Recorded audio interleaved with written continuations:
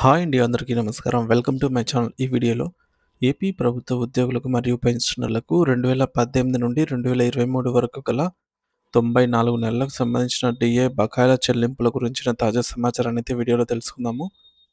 Video అయితే ఎక్కడే కానీ స్కిప్ చేయకుండా ఎండ్ వరకు చూసేటప్పుడు ఇన్ఫర్మేషన్ పూర్తిగా అర్థమవుతుంది. అలాగే వీడియో చూస్తున్న ప్రతి ఒక్కరు వీడియోకి లైక్ చేయండి ఫ్రెండ్స్. ఈ వీడియోని తోటి ఉద్యోగ పెన్షనర్ మిత్రులతో అయితే షేర్ చేయండి. కొత్తగా మన ఛానల్ చూస్తున్నవారు ఇంకా ఎవరైనా సబ్స్క్రైబ్ చేసుకున్నట్లయితే వెంటనే మన ఛానల్ని సబ్స్క్రైబ్ చేసుకోండి. సో దీని ద్వారా నేను చేసే లేటెస్ట్ వీడియోస్ అన్నీ మీ వరకు రీచ్ అవుతాయి. ఇక ఆలస్యం చేయకుండా వివరాల్లోకి అయితే వెళ్ళిపోదాము. ఫ్రెండ్స్, ఇక విషయానికి వచ్చినట్లయితే ఆంధ్రప్రదేశ్ ప్రభుత్వ ఉద్యోగులకు పెండింగ్ బకాయిల పూర్తి వివరాలు.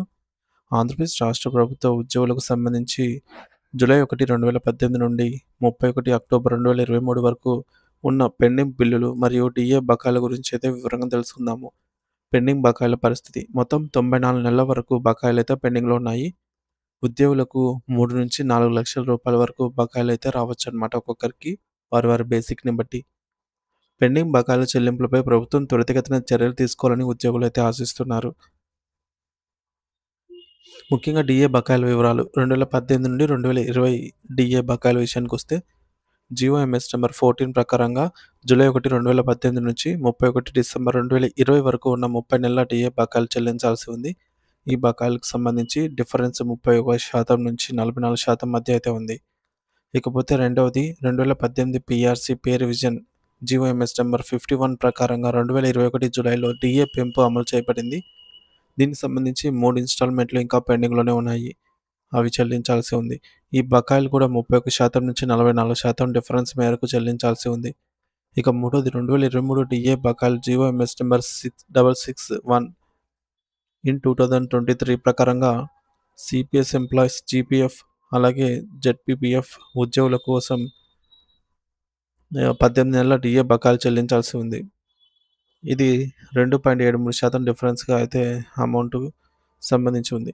ఇక నాలుగోది 2022 PRC DA GOMS number 113 dated on 21 October 2023 ప్రకారంగా 16 నెలల డిఏ బకాయిలు పెండింగ్లో ఉన్నాయి. ఈ డిఏకి సంబంధించి 36% నుంచి 44% వరకు డిఫరెన్స్ చెల్లించాల్సి ఉంది.